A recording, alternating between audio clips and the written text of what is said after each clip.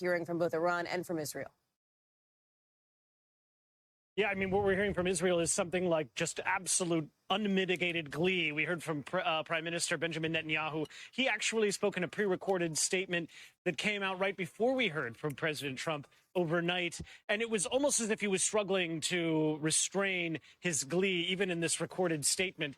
He just heaped fulsome praise on the president. And we've heard this from other members of Benjamin Netanyahu's cabinet saying that this is, that President Trump is one of the best friends of the Jewish people ever. And there were actually some billboards here, Hallie, on the highway here in Tel Aviv that I saw a couple days ago that said, "Finish the job, Mr. President," had a huge picture of Donald Trump.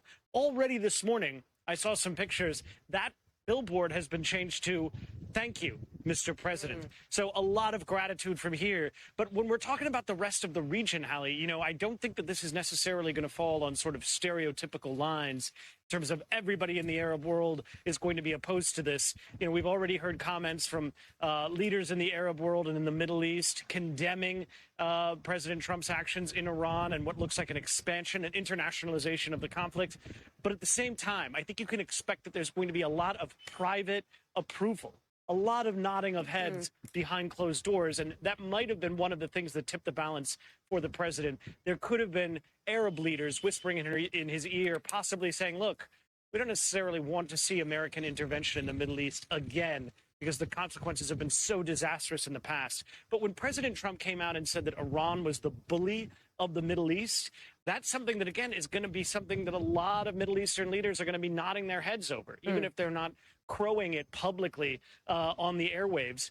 A lot of resentment has built up over the past several decades against Iran, which ever since its 1979 revolution has been stating publicly that it's going to be exporting its revolution, its Islamist revolution. And all of the proxies that the Iranians have been financing and propping up in places like Lebanon with Hezbollah, in the Gaza Strip with Hamas, in Iraq and Syria and the Houthis in Yemen, this is spread throughout the Middle East, all of these tentacles. And everywhere the Iranians have been helping prop up these militant groups, all of them inimical to Israel, there has been massive political instability. So I would imagine that if President Trump gets his way, and this is what we heard from his top leaders already this morning, that it looks as though this is supposed to be just a one-off thing. That's right. One and done, going in, striking Iran and leaving. It's unclear whether or not that's something that the rest of the world, maybe the rest of the Middle East, might actually welcome. Intentionally limited, in the words of the Trump administration, Matt, and you heard there from the defense secretary and from others, this is not meant to be any sort of function of regime change.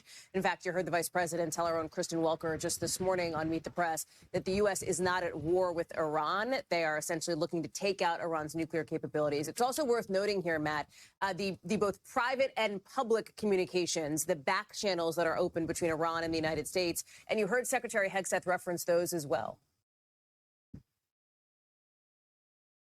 That's right. I mean, we could be seeing a lot of talking behind the scenes with Iran through intermediaries, particularly the traditional intermediaries that the U.S. has been using to speak to groups like Hezbollah and Hamas, speaking about the Egyptians, specifically the Qataris and the Omanis in the Gulf. The Omanis are the ones who were very instrumental in negotiating the JCPOA back in 2015.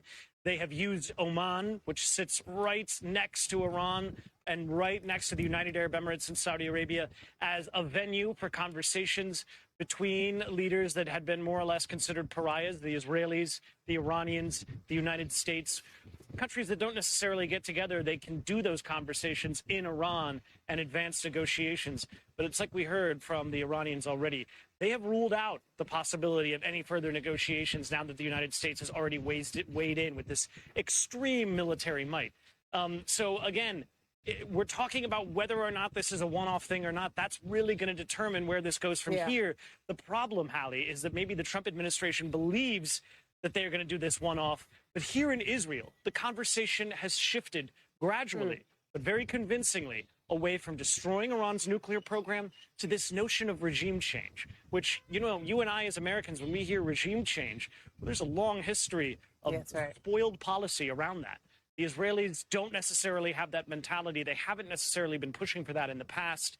But this is something that it seems like they're leaving open. It's unclear whether the Israelis have partners on the ground in Iran who could finish the job, not when it comes to destroying Iran's nuclear program, but to upending the Ayatollahs in Iran and replacing it with a new sort of more copacetic regime. It's unclear whether that will work, and that is such a messy business, as the U.S. knows so well. Matt Bradley, live for us there in Tel Aviv. Matt, thank you for your reporting from the region. I know you're sticking with us for a little bit and throughout the day.